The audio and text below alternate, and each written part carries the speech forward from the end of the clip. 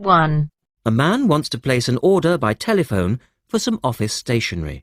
First, you have some time to look at questions 1 to 6.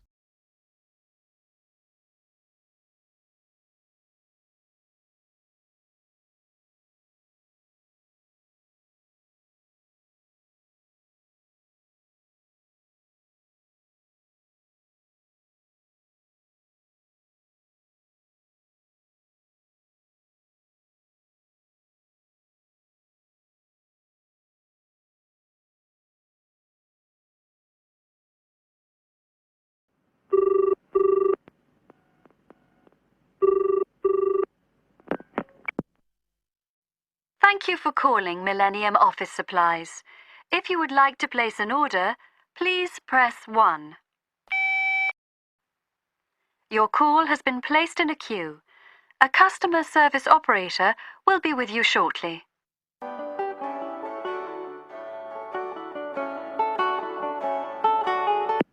Gina speaking. How can I help you? Oh, hello. I'd like to order some stationery, please. And who am I speaking to? John Carter. Right. Can I just confirm your account number and the name of your company, John? Sure. The account number is 692411. 692411. Right. And you're from Rainbow Computers? No, the company is Rainbow Communications. Oh, OK. I'll just fix that on the system. Communications. And what would you like to order, John? Envelopes. We need a box of A4, that is, normal size envelopes. White, yellow or manila? We'll have the plain white, please. But the ones with the little windows. OK. One box, A4, white. Just the one box, was it? On second thoughts, make that 2 boxes. We go through heaps of envelopes. As a matter of interest, are they made from recycled paper? No, you can't get white recycled paper. The recycled ones are grey, and they're more expensive, actually. Right, we'll stick to white then. Something else, John? Yes, we need some coloured photocopy paper. What colours do you have? We've got purple, light blue, blue, light green, whatever you want, pretty much. There are 500 sheets to the pack. Right, let's see. We're going to need a lot of blue paper for our new price lists. So can you give us 10 packs, please? Make sure it's the light blue, though. 10 packs of the light blue. Look at questions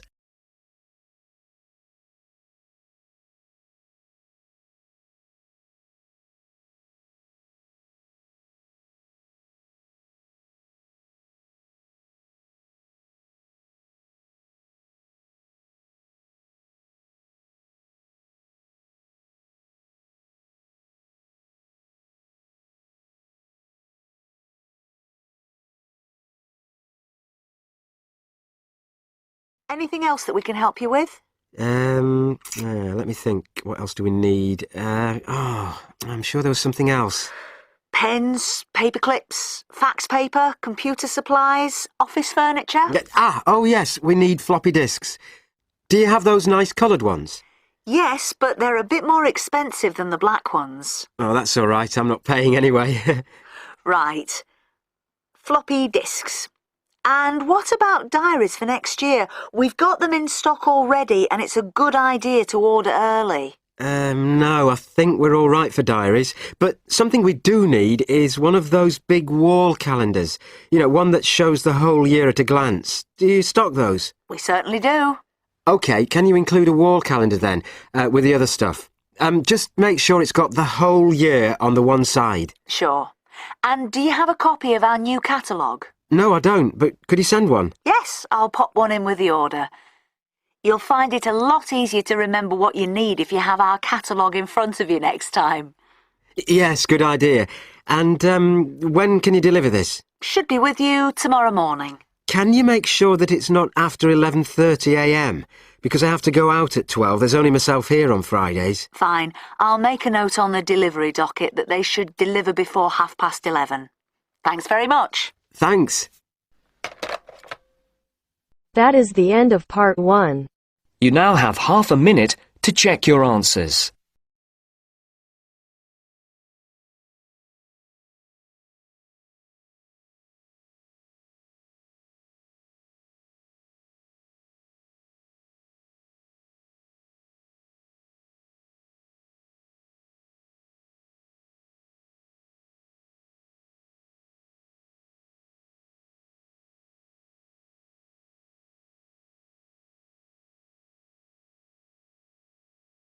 Now turns to part 2. Part 2. You are going to hear a lecture. First, you have some time to look at questions.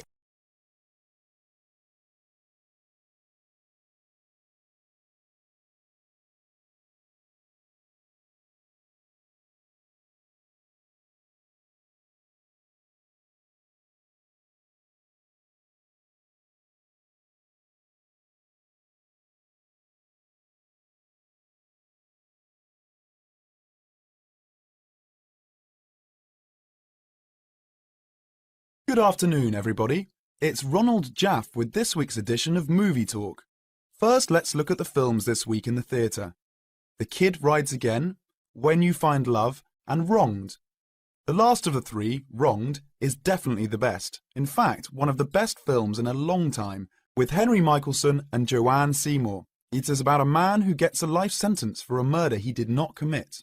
In the style of the films of the 40s and 50s, it is a modern story of a man and his wife, wonderfully played by Joanne Seymour. They fight to make people believe Thompson is the wrong man and not the killer. The strength of their love is wonderful, even after Thompson has been in prison for 15 years. Of course, I won't tell you what happens after Thompson's 15th year in prison. That would ruin the story. But if you see no other film, you should see this one. The story may be old, but the acting is great, and it will hold your attention from beginning to end.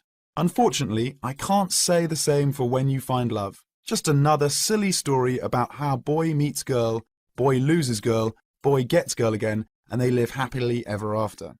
Hollywood ever get tired of such stupid films? Yet, on a New England college campus, the star of the movie, Tommy Seal, is a freshman. He meets the 2 years older Stephanie Fool, played by Sally Evans. In real life, she must be at least 30, not 20. Well, Billy, our hero, has had a hard time with Stephanie. After all, he is so much younger. But they fall in love in about a minute, as long as it takes to take a picture with a Polaroid. And they are both so happy, in true paradise, until Buck, the star football player, played by Ronco Starr, the only good acting in the film, steals Stephanie away from the poor Billy. He is, after all, a senior and football star, and the rest of the film is about, naturally, how Billy gets Stephanie back, making her remember their love. He shows her that he, not Buck, is the man for her. Well, if you can stand a stupid story and bad acting, then take your 8-year-old child to see When You Find Love. Anyone older will leave the theatre before the movie ends.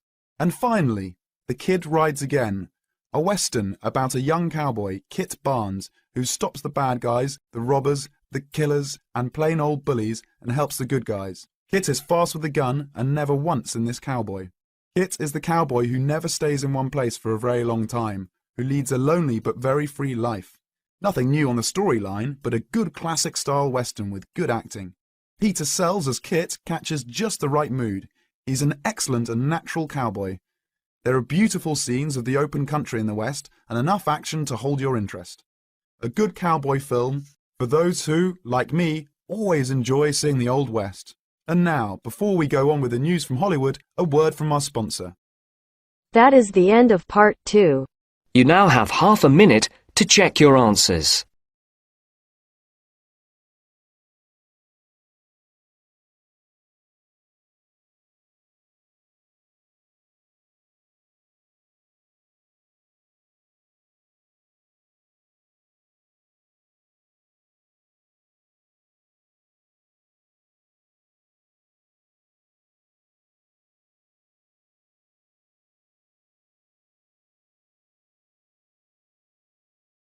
Now turns to part 3.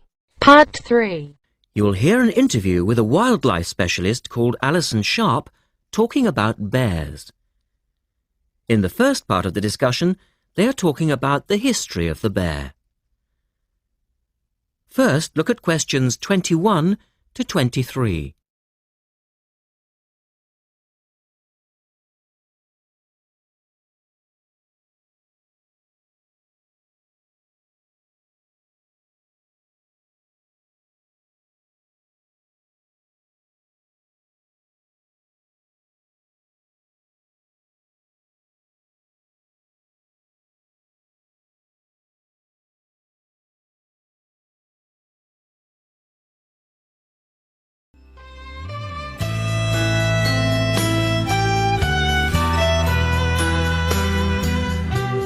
Alison Sharp has spent much of her life researching bears, and in particular, bears in danger of extinction.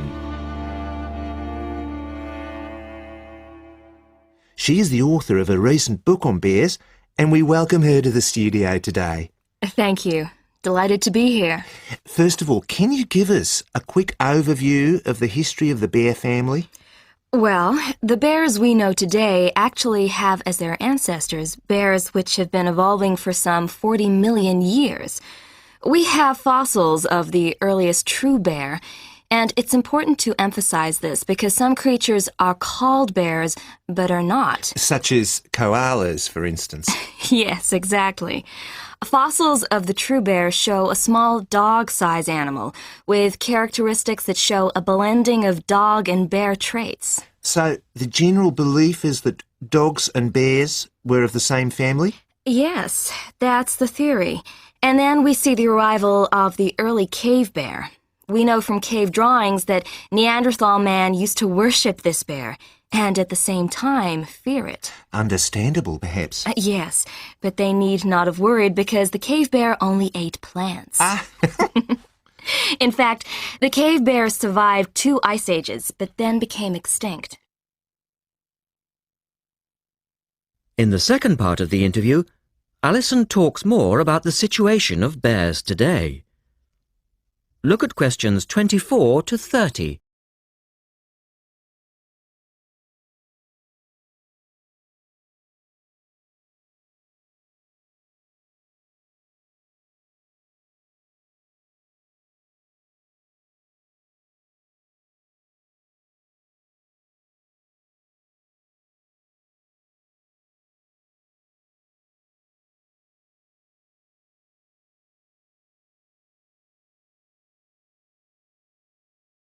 So, how many bears can we find today? And are any of them in danger of extinction? Well, I'll answer your first question first. There are 8 species of bear in all, among them the American black bear and the brown bear, from which evolved the newest species of bear, the polar bear. So, how old is the polar bear? Oh, he's a relative newcomer, just 20,000 years old. And could you tell us a little about them? Which is the largest bear, for instance? Well, the largest bear existing today is either the polar bear or the brown bear. Right. Don't we know? Well, it depends which criteria you use. The polar bear is the heaviest. The male weighs up to 1,500 pounds, but his narrow body actually makes him look smaller than the much more robust brown bear. So, the brown bear appears the biggest. Yes. And the smallest? Well, the sun bear is the smallest of the 8 species. They only weigh between 60 and 145 pounds. That makes him a comparative junior. Yes. And then next we have the so-called giant panda. But that's a small bear too, comparatively speaking. And are all bears meat eaters? No, not at all. In fact, the giant panda is almost entirely herbivorous, living on a diet of 30 types of bamboo. Ah, yes, of course. Pandas are famous for that. And another interesting bear is the sloth bear, which eats insects, particularly termites. He can turn his mouth into a tube and suck the insects out of their nests. So, going back to my second question, are bears really in danger of extinction? Yes, indeed, they are. The sun bear in particular, as they've been hunted almost out of existence. And the habitat of the panda is also being reduced on a daily basis. Can anything be done to reduce the threat to these endangered species? I know, for instance, that it's very hard to breed bears in captivity. Yes. Well, I think that by raising people's awareness generally, we can reduce conflict between humans and animals, to stop the slaughter in parts of the world where bears are still hunted, supposedly in self-defense or to protect livestock, but often quite unnecessarily. And we can also encourage governments to preserve the natural environment of the bear, rather than allow the areas where they live to be systematically destroyed in the name of progress. Yes, of course. And in addition to these global efforts, all profits from the sale of my book will go toward the United Nations Bear Protection Program. That's wonderful. And with the news coming up, thank you for your time, Alison, and best of luck with the book. Thank you very much. That is the end of part 3. You now have half a minute to check your answers.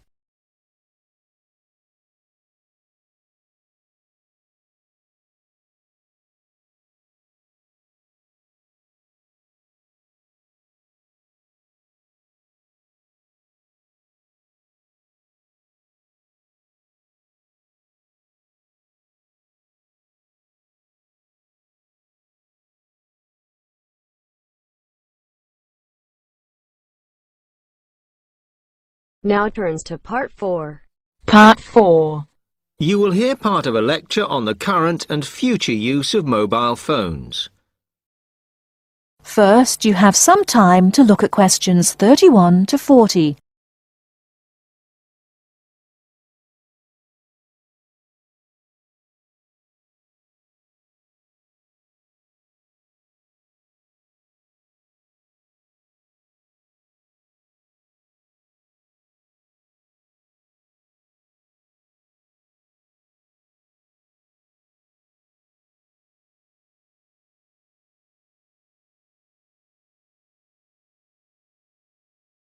Okay, now today we're looking at changes in communication, and specifically changes that have just happened or are likely to happen in the next few years.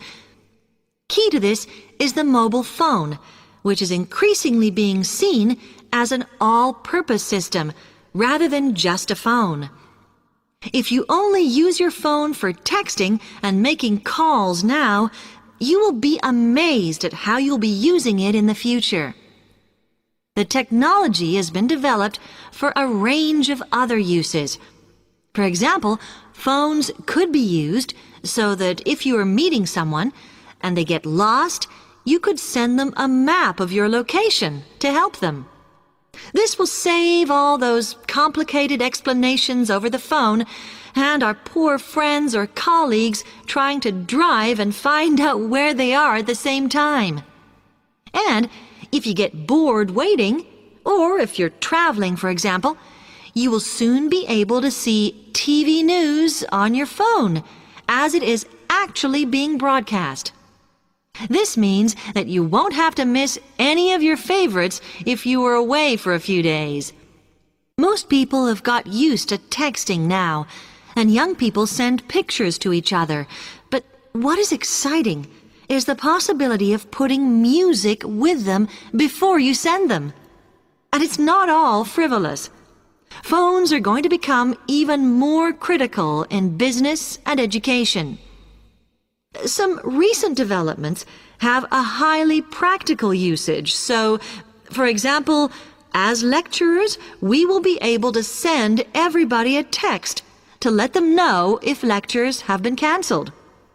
And the new phones could have a further use in education, as well as business, as they will enable us to go to any destination, such as when we are doing a field trip, for instance, and from there to send data directly to a computer so that we can access it when we get home. This means we will no longer be limited by what the phone can store. And it's interesting to look at the different ways that men and women use phones now, as that does affect how the technology will develop. Some research has been done on how people use phones, and some of the results are surprising. One of the increasing usages of mobile phones is to get all sorts of data, such as phone numbers, the weather, train times, etc.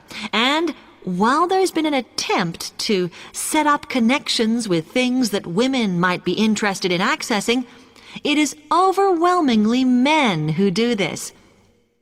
But what about the traditional use of a phone? To speak to people?